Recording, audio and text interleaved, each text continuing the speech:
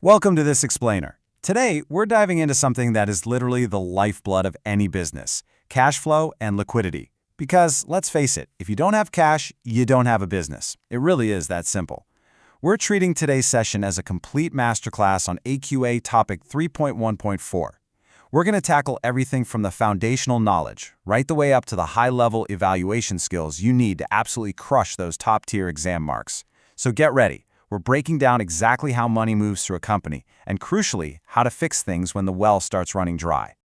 Here's our roadmap for today. We'll start with Part 1, the lifeblood of business. Then, Part 2, crunching the liquidity numbers. Part 3 is all about fixing cash flow leaks, and we'll wrap up with Part 4, the big showdown, liquidity versus profitability.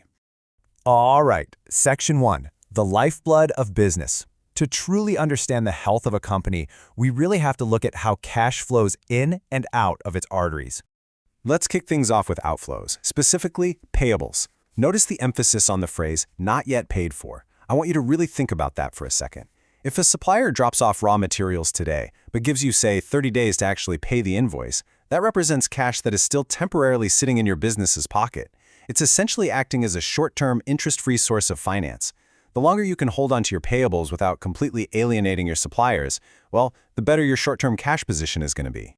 Now, flip that around and we've got receivables. These are the cash inflows you're still waiting on. You sold something on credit, you did the work, you delivered the product, but the money hasn't actually hit your bank account yet. So receivables represent your cash that's currently trapped in someone else's bank account. And securing those funds quickly, that's absolutely essential for a business's survival. And that brings us to the core tension in financial management, the cash flow balancing act. It's like walking a tightrope. A business has to carefully balance paying its suppliers, the outflows, against collecting from its customers, the inflows. If you pay your suppliers way faster than your customers pay you, you're going to run out of working capital in a heartbeat, regardless of how many sales you're making on paper. Which is exactly why smart businesses don't just cross their fingers and guess. They forecast.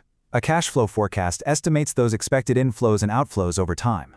Think of it as a financial early warning radar system. It lets managers look at the horizon, spot the exact timing of a potential cash shortage, and arrange a safety net, like a bank overdraft, long before the bank balance actually hits zero. It literally dictates whether a business can afford to hire new staff next month, or if they need to hold off on a major purchase.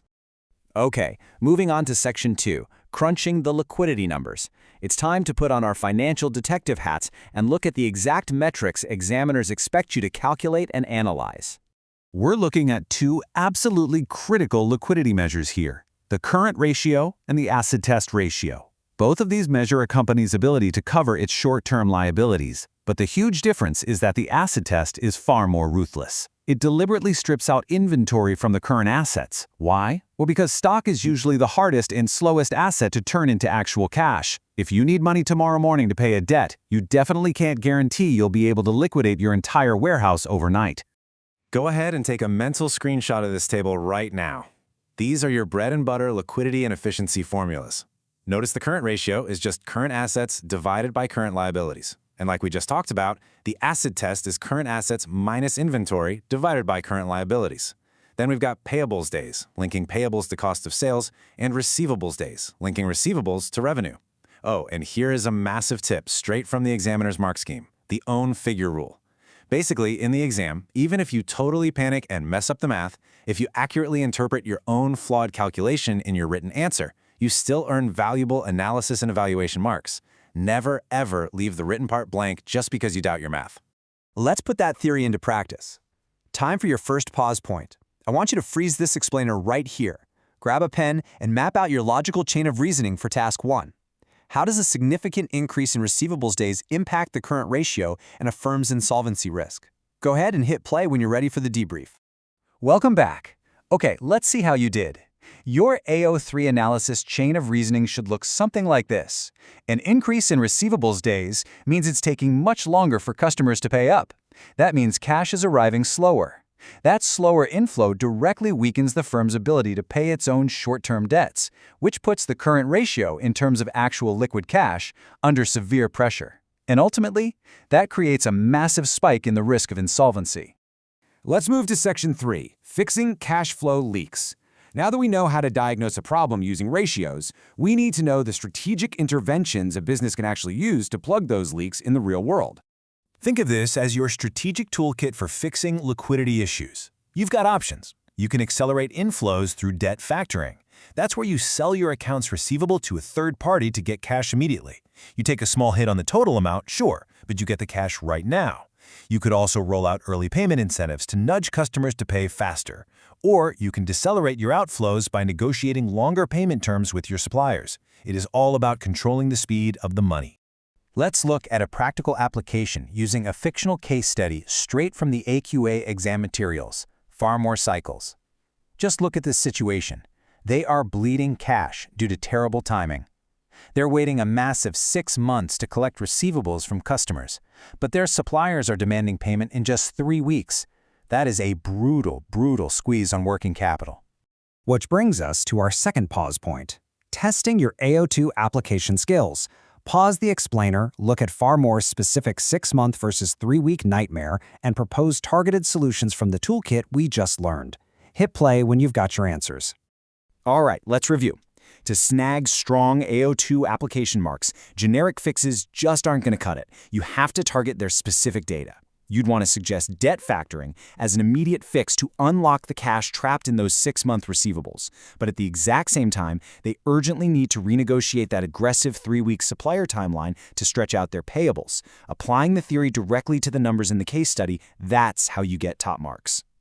And finally, Section 4, Liquidity versus Profitability. Let's see how all of this builds into top-tier AO4 evaluation, because examiners absolutely love to test your understanding of this distinction. This slide highlights a massive trap that so many students fall into. Profit and liquidity are not the same thing. Profitability measures revenue minus costs on paper over a period of time. But liquidity, that's the actual physical cash sitting in the bank required to keep the lights on today.